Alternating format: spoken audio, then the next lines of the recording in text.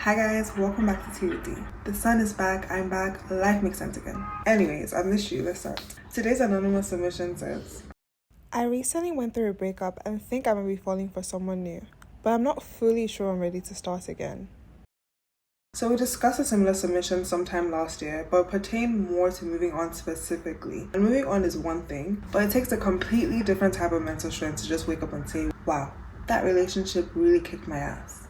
Let's try that again. Regardless of who did what, there are a couple things that I personally feel are absolutely imperative to have in order before choosing to enter another relationship after heartbreak. And at the very top of my list is a firm sense of self-value and confidence. Most breakups result from a mismatch between expectations versus reality, and a lot can change during the course of a relationship, including what you may have once expected from your partner. The scariest part about having to let go of someone you love is that even though everyone goes on about how someone else will surely come along and give you that exact same feeling, realistically, you have absolutely no way of knowing whether or not that's true. So why leave something seemingly so rare behind? Why not just hold on to this cozy, familiar territory and take whatever you can get? Because since you know that your desirability doesn't begin nor end with this person, you don't see the need to forcefully shrink your expectations and hold on to what you know you don't want for yourself. If you were selling a vintage luxury bag, would you just take the first rubbish offer you get from someone that sees it as nothing more than an old bag? Or will you trust that someone who appreciates its value for what it truly is will eventually come along and give it what it deserves? But even then, you never find that patience to wait for the right buyer if you haven't taken time for your own due diligence to understand that it's worth that wait.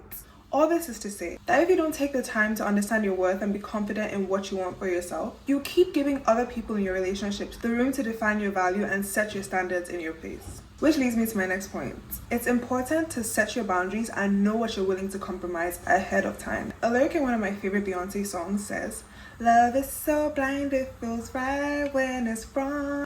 And as pretty as that sounded, this is an ugly truth. I believe that love is a drug. Like, it will have you on some dumb shit. And yeah, it can be cute when love makes you do things you wouldn't usually do. But I also strongly believe that love should not have you acting out of character, so much so that you begin to lose yourself. Which is why I'd also advise that before going into your next relationship, you should also have clearly defined what your boundaries are. Of course, to your partner, but more importantly, to yourself. Because it's very easy to be all smiles, giggles, and harmony when it's still early days and you both seem to have the exact same understanding and expectations on everything. It's usually during the course of the relationship that things begin to slowly slip through the cracks. And suddenly you're talking yourself out of applying things that you once firmly stood on and into doing or accepting things you once firmly stood against. And like I always say, if not you, then who? If you're not keeping yourself accountable and respecting your own boundaries, I don't care how much they love you, they're not going to do it for you. However, as love is a drug, it sometimes takes hearing it from someone on the outside looking in. Someone that knows you almost as well as you know yourself and is not afraid to give you the truth, but also has your best interest at heart. I actually once had someone like this, my accountability partner, and I would go to them for advice whenever I wasn't sure if I was tripping. Until I eventually stopped and told myself that I just wanted to start keeping things private now. Denial. Deep down, I was just so embarrassed because I knew that things had gotten to a point where they'd immediately call me out on all my rubbish and I'd have no excuse but to confront reality.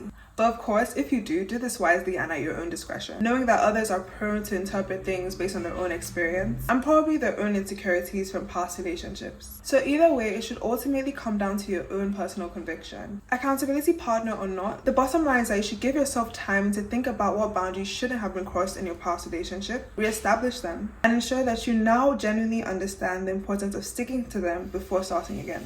And on my final point, of course, your last relationship should inform your next, but should not dictate it. Which is why I believe that it's critical to forgive both yourself and your partner for whatever happened and truly heal before starting again. Even amicable breakups need healing, whether it's healing from the situation or from what could have been and never was. I'm sure most of you have heard this saying, unforgiveness is like drinking poison but expecting the other person to die. A lingering unforgiveness from a past relationship will always manifest itself in the ones that follow. Now you're expecting your new partner to walk on eggshells and look for ways to make up the things that they have nothing to do with.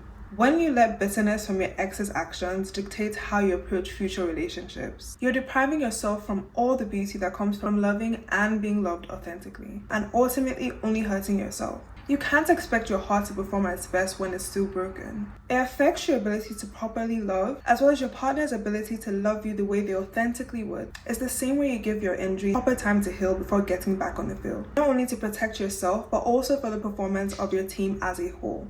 And there's no rush. Healing takes dedicated time and introspection. But if you're confident in what you want for yourself, ready to firmly stand on your boundaries, and feel you have truly healed, I want you to think about how you felt in the best moments of your last relationship.